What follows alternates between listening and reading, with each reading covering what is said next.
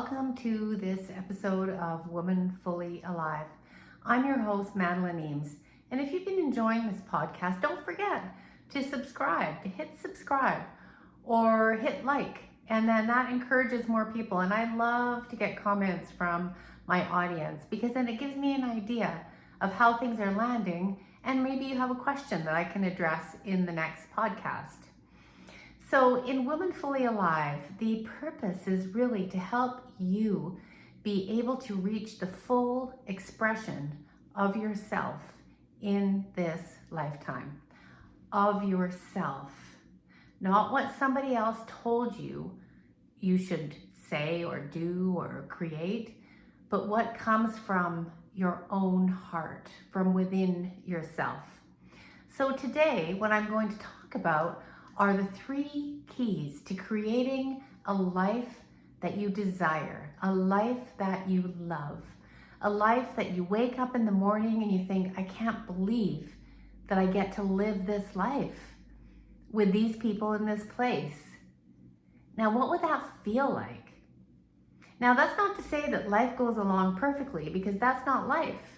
You know, life is messy, life is ups and downs, life is a roller coaster and all of those things. So that's not what I'm talking about. But what I am talking about is living from a place of, I love my life and I have created it this way. So the 3 keys that you really can't really do without when you're trying to create this life. And I'll tell you the very first key, number 1, is to have an inner connection with yourself. So just put your hand on your heart, your hand on your belly, on your womb, and connecting in with your own soul's desires. Now, this doesn't come from the thinking mind. This doesn't come from, well, I think I should want a lot of money, or I really want a big house. Now, maybe those are things that you desire, and there's nothing wrong with that. There's nothing wrong with any desire that you have, no matter how crazy or big or, unreachable it sounds. And in fact, sometimes the bigger, the better. And sometimes, it's quite simple. But making a habit of tuning into your own body to really determine what is a unique desire for you and what is something you just think that you should have, or it's what other people have, or it's what that woman down the road has that maybe you want as well. Nothing wrong with that. But you might be surprised as you follow your instincts, as you follow your nose, follow the trail, the breadcrumbs inside to what your heart truly desires. And sometimes that starts with what you don't want. I really don't like eating that type of food, or I really don't like doing that particular type of exercise. Maybe I always thought I should be a runner and I don't really enjoy running. That's fantastic. So sometimes it starts with becoming aware of what you don't want, and then flip it around to what you do want. And this is an ever evolving journey. So you might journal about it every single morning. What came up for you? What are you noticing about your life that feels good, and what is now outdated or you never really liked that it's time to let go of? And I can't tell you the number of women at midlife who come to a realization that some of the things that they've been doing or eating or things they thought they liked, they actually don't like. But they were going along with the herd and they didn't want to be left out. So bring this into every part of your life. What kind of clothes do you enjoy wearing? What do you really like to eat in the morning? Is it a hot chocolate and croissant? Or is it a hearty breakfast of eggs and bacon? Could be either. Really tuning in to what your body feels good in. What makes you feel alive is always a good question.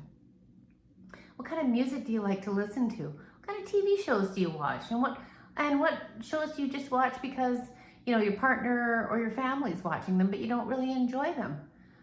I'll tell you, at midlife, you can't waste that kind of time anymore. You can't watch a 2-hour movie that you're not enjoying. Am I right?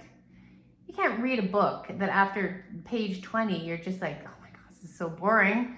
No, midlife is a time where you get to choose and there's no time to waste.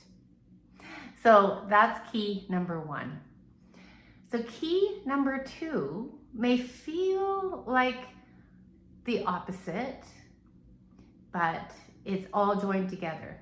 So we're turning from our inner attention to our vision on the horizon. What would it look like in your imagination to wake up in the perfect day?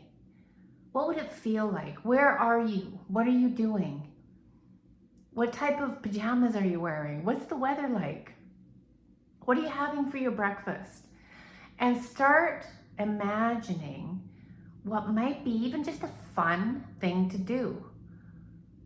And what would that feel like to have that experience? Bring that experience and that feeling into your body.